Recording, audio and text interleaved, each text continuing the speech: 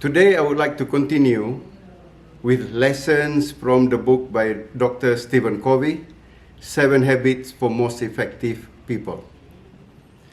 We have covered habit number 1, number 2, number 3, all the 3 habits from the private victory area. Today we are moving into habit number 4, which is the first of the 3 habits in the public victory. If we use the analogy of a tree, habit 1, 2, and 3 are the roots of the tree, giving foundation for the tree to grow. The stronger the roots of the tree, the better it will grow and the more fruits that can be harvested from the tree.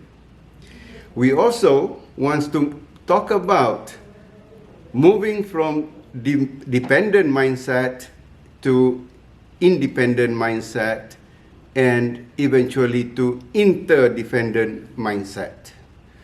Dependent mindset is about you. I depend on you. You do things for me. That is dependent. Independent mindset is about I. I make decisions. I do things. I'm independent. What we are really looking for in a win-win habit or way of life is interdependent. The mindset is about we.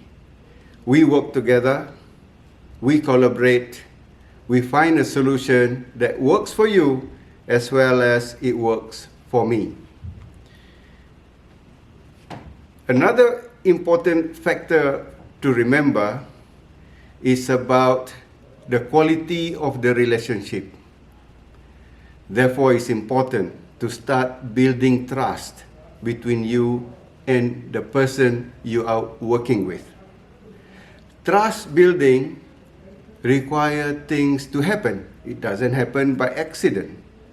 The first thing that needs to be taken into consideration is to build the emotional bank account.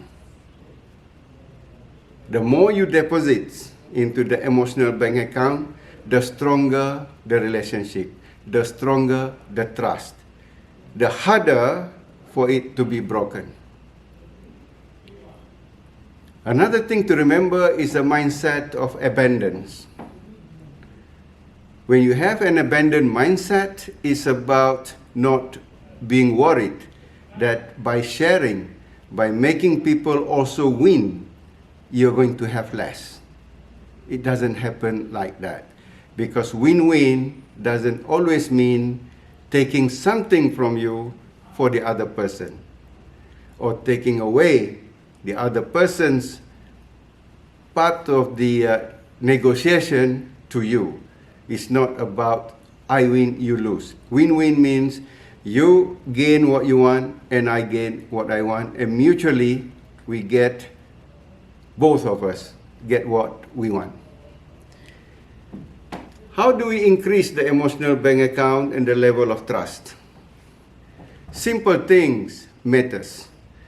Things like keeping promises, common courtesies, saying hello, good morning, how are you? Saying thank you, saying please. These matter into building in your trust level, into depositing the emotional bank account. One of the things that I do as a habit every morning when I come to the office is that I open the door of all the managers that work for me to say salam, to say good morning, to ask how are you. Then I visit a few peers in the team and maybe stop over for a coffee with them, just to have that brief moments of interaction, of connecting, to build this emotional bank account, to build the trust level. How do you break trust or withdraw from the emotional bank account? It's by not keeping promises, by not being loyal to the absent. If you start talking bad things about people in front of other people, then the emotional bank account will get withdrawn very, very fast. Building trust requires a few things, like I said. First thing is to understand the person that you're dealing with. Listen to their story. Be interested and curious about their life. Understand him or her. Second thing is, again, I'm repeating, but it's so important, that every little thing counts. Courtesies, saying hello, showing that you have respect for this person. Greetings, yeah. Sometimes even small gift.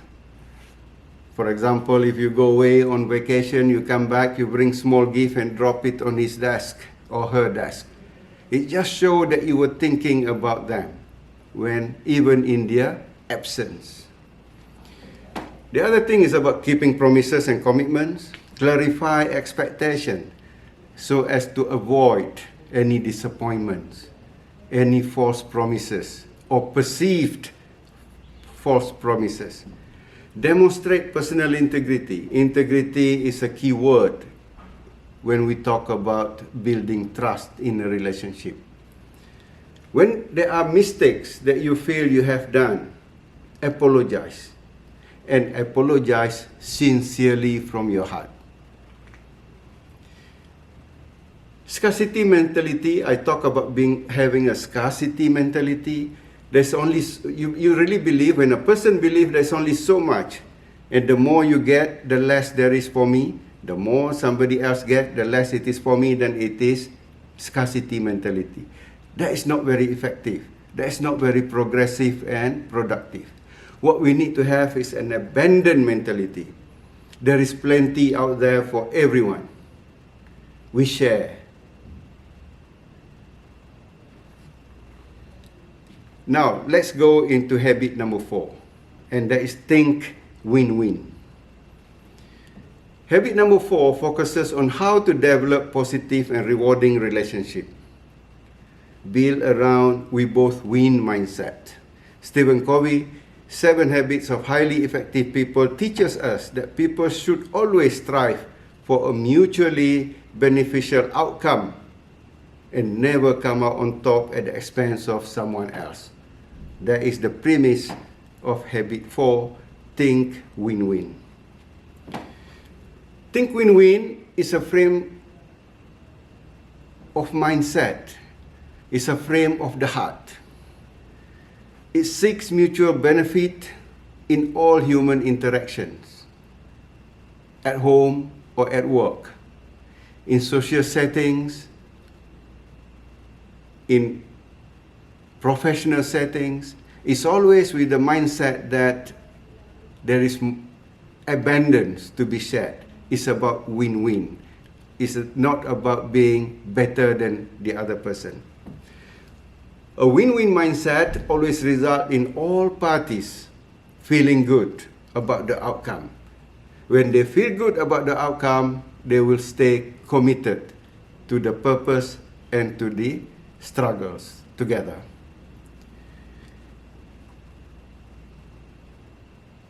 Change of mindset is necessary. Change of mindset from competition to collaboration. Very important to remember that. Think win-win. Habit number 4, give a few scenarios, a few possible outcomes. One is win-win. Of course, that is the most desirable outcome. But if the conversation are not done right, if the mindset is not quite right for both parties, it can result in win-lose or lose-win. It can result even in the most disastrous possible option, lose-lose. Yeah? So we need to always remember there's no winner in a losing team. And there's no loser in a winning team. So it should motivate all of us to always strive for win-win outcome. There's another option, which is the no deal. If a win-win cannot be achieved, perhaps the two parties should agree to disagree and say that for this moment, let's agree of not having a deal. And maybe both sides will step back, reframe, reevaluate, and come back with new propositions.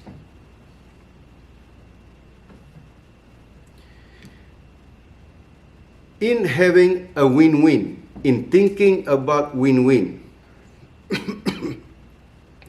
a person needs to balance between courage and consideration. Courage to say what you want, courage to say what is important for you, at the same time to have consideration for the other person's important things to them. So both consider what you want and also consider what is important for the other person.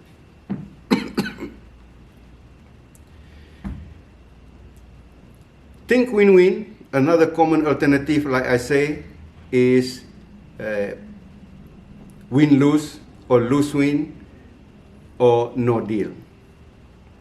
Actually, people with a win-win mindset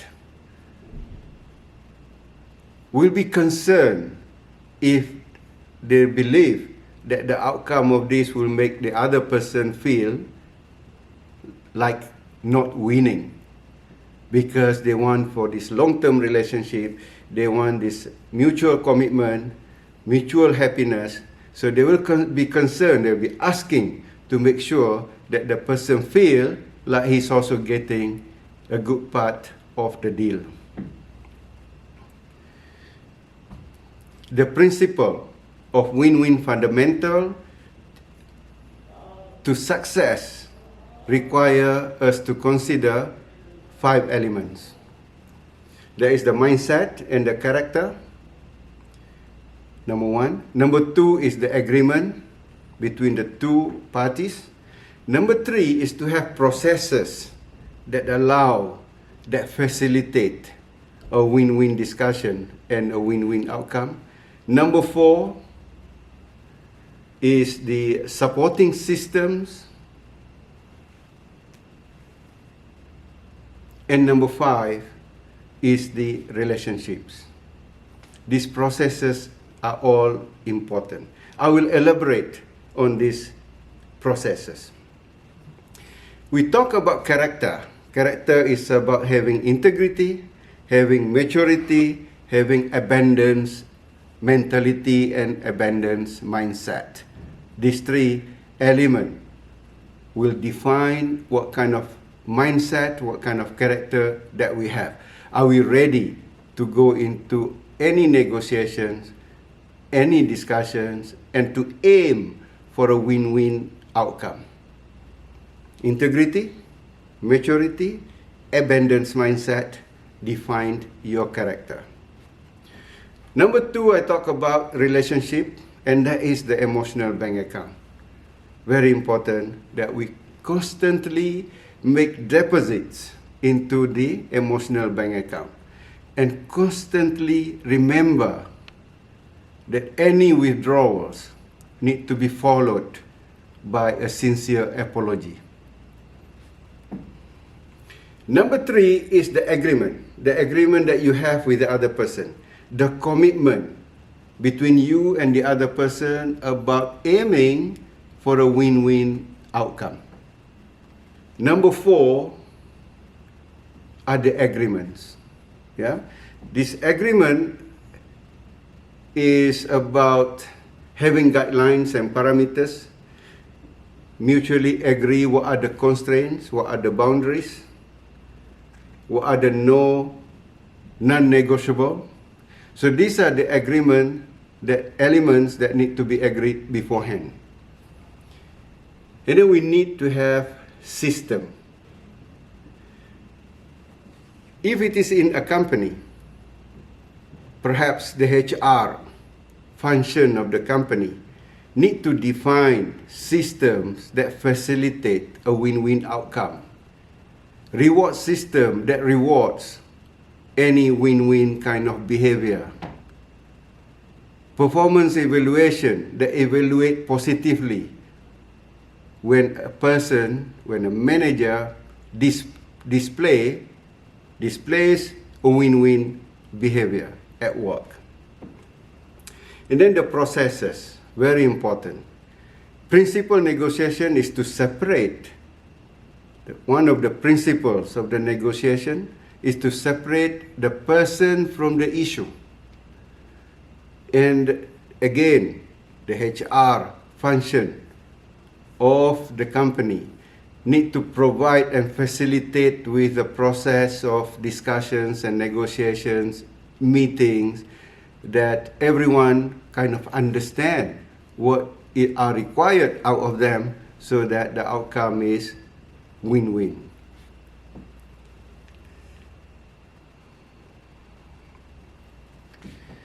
So again, I'm repeating, a person need to have an abandoned mindset. A person need to always seek for mutual benefit. A person need to regularly make emotional bank account deposit.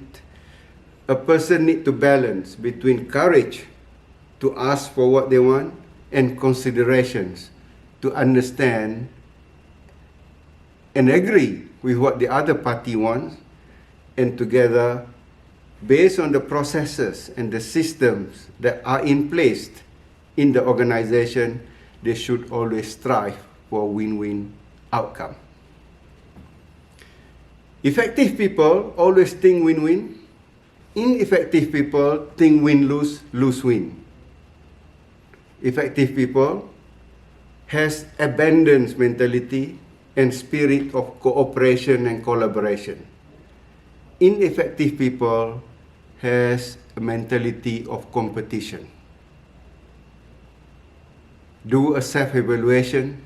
Where are you in this description? Are you competitive or are you collaborative with your colleagues? To get a win-win, people need to learn to grow up and be more mature, starting with understanding and knowing your own true values. Make that assessment of yourself. Improve, learn how to have more courage and consideration, how to have abundance mentality, and what are the things that you need to improve to deposit more into the emotional bank account in your relationship with others. So in summary, the key takeaways from this Think Win-Win, habit number 4, from the book written by Dr. Stephen Covey, 7 Habits of Highly Effective People, is number 1, the foundation is about building relationship and having a strong emotional bank account. Number 2 is to move from you, dependent, to independent, I, and to interdependent, we. Number 3 is make win-win as a way of your life. Think and behave win-win. Number 4 is a frame of mind and frame of the heart that seeks mutual benefits with others. To be more selfless, to think about your needs and also to think about the needs of others. So what is the unifying thing here? If your needs are not the same, is to think at a higher level needs of the organization. You may be representing 2 different departments, but what both of you serve is the same company, is the same organization. What are the needs of the organization that both of you need to agree on to support for the interest and for the sake of the company's higher level objectives. All parties need to feel positive about the situation so they can positively commit to the resulting action plan. Win-win is about cooperation, not competition. And as my last point, it's about having abundance mentality. Win-win will increase the size of the pie, enough for everyone. Think win-win. Best of luck.